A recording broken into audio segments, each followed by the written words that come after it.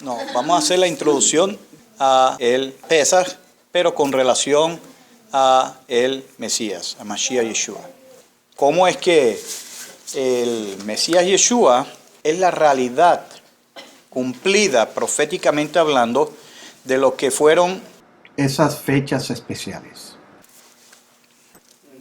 Ya nosotros habíamos leído de que el Eterno les dio un mandamiento en el capítulo 12 de Shemot, o Éxodo capítulo 12, donde Él les decía que ellos tenían que sacrificar a una víctima, y esa víctima era lo que se conoce como el Pesaj, o la Pascua.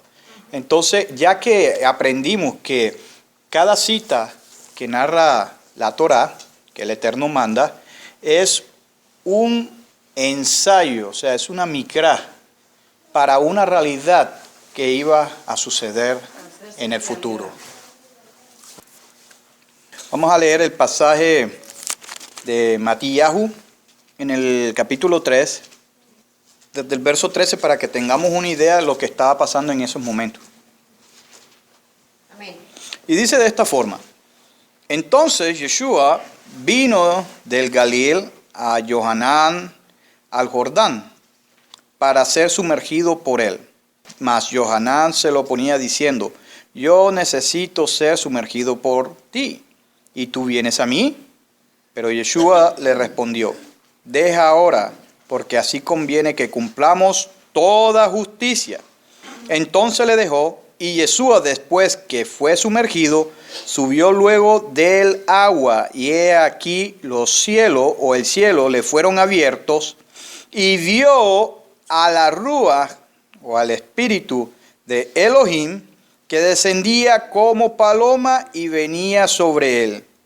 El verso 17 es donde más tenemos que hacer énfasis. Y hubo una voz del cielo, o de los cielos, que decía: este es mi Hijo amado, en quien tengo complacencia. Estoy tocando este pasaje porque aquí es donde el Eterno le hace ver a Israel, de ese momento, que Yeshua era quien él había escogido para cumplir una función. O sea, notemos que Yeshua no se escoge a sí mismo, sino más bien el Padre lo escoge a él. Yahweh Elohim escoge a Yeshua. Yeshua no se apareció y de repente dijo: yo soy el Mesías, sígueme a mí, y eso es todo. No, vemos aquí que el Padre es quien escoge al Mesías. Ahora, vamos a leer otro pasaje porque esto es importante el entender, que fue el Padre quien escogió al Mesías. ¿Por qué lo escogió a él? ¿Qué función iba a cumplir el Mesías que estaba relacionado con el Pesaj? ¿Cómo es que Yeshua viene a ser esa realidad del cumplimiento profético Del Pesaj. y de panes sin levadura? Vamos a leer a Johanán, capítulo 1, y vamos a leer desde el verso 29. Dice: el siguiente día vio Johanán, o sea Juan, a Yeshua que venía a él y dijo: he aquí, noten esto, recordemos que en el pasaje de Mateo o de Matías vimos cómo el Padre desde el cielo hablaba fuertemente diciendo: este es mi Hijo amado, o sea, que él mismo lo escogía. Pero mire lo que está diciendo Johanán, la confesión de Johanán con relación a Yeshua. Noten esto, dice: he aquí el Cordero de Elohim que quita el pecado del mundo. O sea, Johanán proféticamente declaró y confesó que Yeshua era ese Cordero de Elohim que quita el pecado del mundo. Ahí estaba declarando que Yeshua iba a ser el cumplimiento del Pesaj. O sea, que él iba a ser o estaba haciendo la realidad profética que era Pesaj. Mire lo que dice en el verso 30.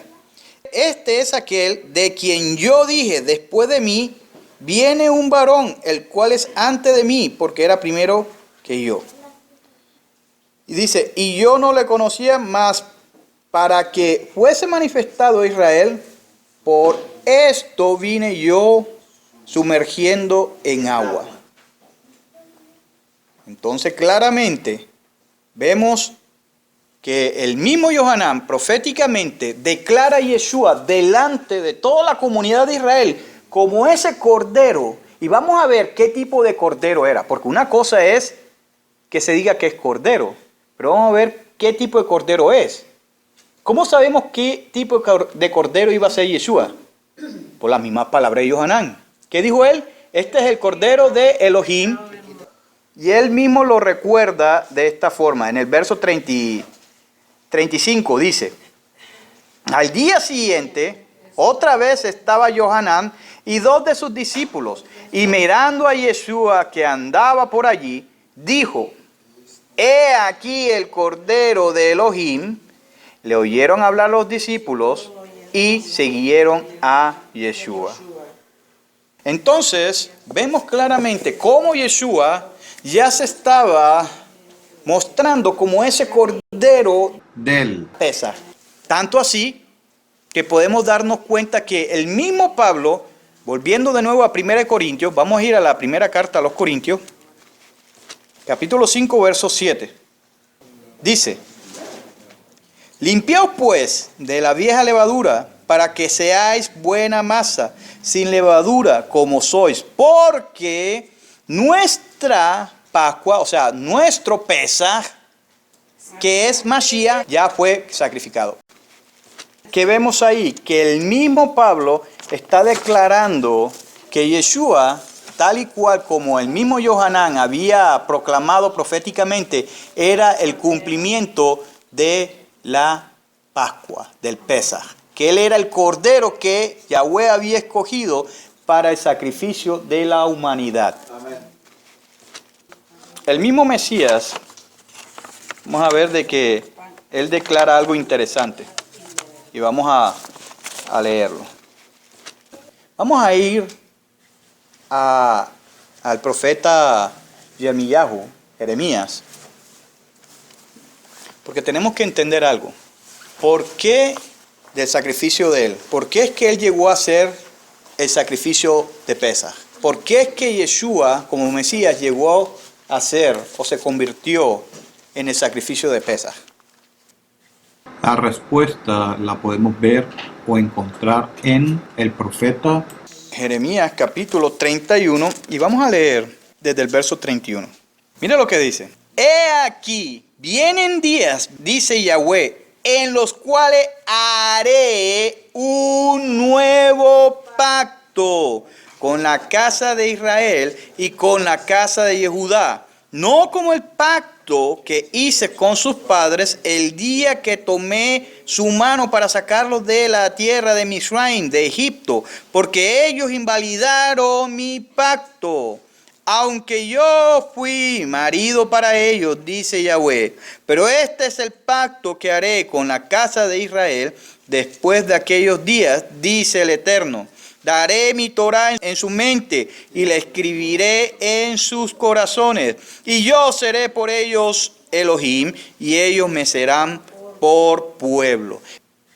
Y sabemos nosotros a través de las Escrituras que Israel no pudo mantenerse en ese pacto. ¿Por qué? Porque fue tan grande su pecado, fue tan fuerte su pecado que el Eterno eventualmente dijo, no, ya ellos invalidaron el pacto. Entonces tuvo que hacer un nuevo pacto para que, en este caso, Israel volviera de nuevo a ser la nación que él siempre quiso que fuera. Pero ya no iba a ser por la fuerza de Israel, sino que iba a ser ahora por medio del poder que el Eterno iba a poner en cada uno de los hijos de Israel.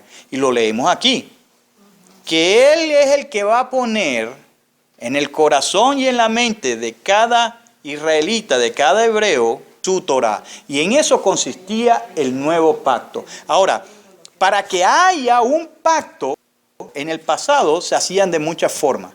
Y una de las formas que se fijaba un pacto entre los pueblos, y sobre todo con el Eterno, era a través de un sacrificio. O sea, solamente podía sellarse un pacto a través de un sacrificio. Y en este caso, el sacrificio de un animal inocente. Y es así de que podemos entender las palabras de Yehoshua cuando lo dijo de esta forma, relacionándonos con Jeremías capítulo 31, verso 31, que habla del nuevo pacto. Miren lo que dice en Mateo.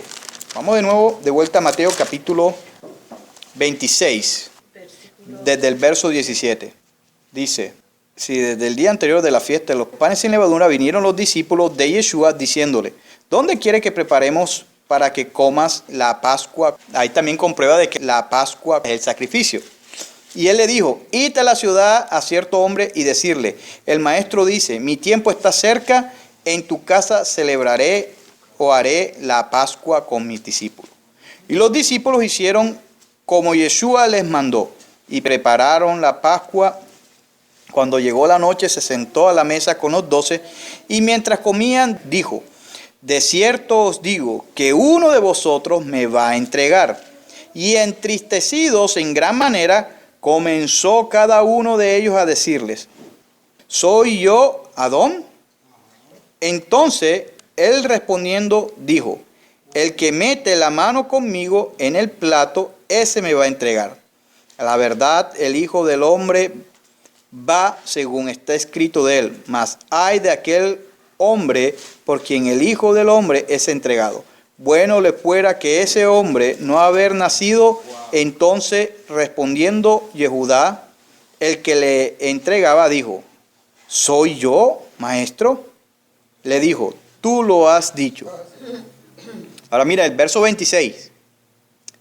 Y mientras comían, tomó Yeshua el pan y lo bendijo y lo partió. Presten atención. Este pan no es el pan sin levadura. Este no es el pan ácimo. Este no es el pan matzah. Este es el lehem, pan con levadura. Y dijo, tomad, comed, esto es mi cuerpo. Mire esto. O sea que lo que debemos comer en vez de un cordero es este tipo de pan que representa la carne del Mesías, de Mashiach Yeshua. Y dice, y tomando la copa y habiendo dado gracias, les dio, diciendo, bebed de ella todos, porque esto es mi sangre. Mire esto, esto es mi sangre del nuevo pacto, que por muchos es derramada para remisión de pecados. Recordemos lo que dijo el Eterno en Jeremías capítulo 31 acerca del nuevo pacto. He aquí vienen días que haré nuevo pacto con la casa de Israel y con la casa de Yehudá. Mire esto. Y esto es la confirmación, o sea, la sangre de Yeshua es la confirmación de ese nuevo pacto que hablaba el profeta Jeremías o Jeremías, que por muchos es derramada para remisión de los pecados. ¿Ves? Entonces vemos aquí claramente que el mismo Yeshua está declarando que el nuevo pacto consistía en el derramamiento de la sangre de una víctima sin culpa. En este caso, en el derramamiento de la sangre de él. O sea que el sacrificio de él en el día que se mataba el cordero de Pesaj iba a ser el que provocaría la nueva alianza o el nuevo pacto. O sea que si ese sacrificio no se hubiera hecho, no hubiera esa nueva alianza. Y obviamente no hubiera revisión de pecado, pero no hubiera habido ese nuevo pacto. ¿Cuál nuevo pacto? El que el Eterno prometió por medio del profeta Jeremías cuando dice, he aquí, vienen días que haré un nuevo pacto. Si él no hubiera muerto, si él no hubiera derramado su sangre, entonces ese pacto no se hubiera llevado a cabo. Entonces, ve la importancia del nuevo pacto y cómo ese nuevo pacto se vino a hacer a cabo por medio del sacrificio del Cordero de Yahweh. Mire lo que dice en la carta a los Hebreos. Vamos a la carta a los Hebreos. Capítulo 10. Vamos a leer desde el verso 1. Mire lo que dice. Porque la Torá, teniendo la sombra de los bienes venideros, no la imagen misma de las cosas, nunca puede, por los mismos sacrificios que se ofrecen continuamente cada año, hacer perfecto a los que se acercan. Eso lo hablamos y lo explicamos, ¿verdad? De otra manera cesarían de ofrecerse, pues los que tributan este culto limpio una vez no tendrían ya más conciencia de pecado. O sea, lo que está tratando de decir el escritor es que si realmente ese sacrificio de los animales fuera el que realmente Yahweh demanda, el perfecto, entonces ya mucha gente ya no tendría que sacrificar más animal, porque en el momento que sacrificara un animalito para perdón de pecado, su actitud cambiara. Pero vemos, y él dice, pero vemos que los hombres todavía siguen pecando.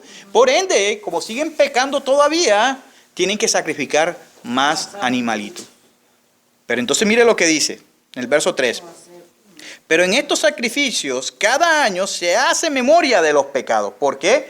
Porque obviamente la única forma de que las personas pudieran tener de nuevo una relación con el Eterno por su pecado era sacrificar un animalito. Dice, porque la sangre de los toros y de los machos cabríos no pueden quitar el pecado. Obviamente, eso lo sabemos.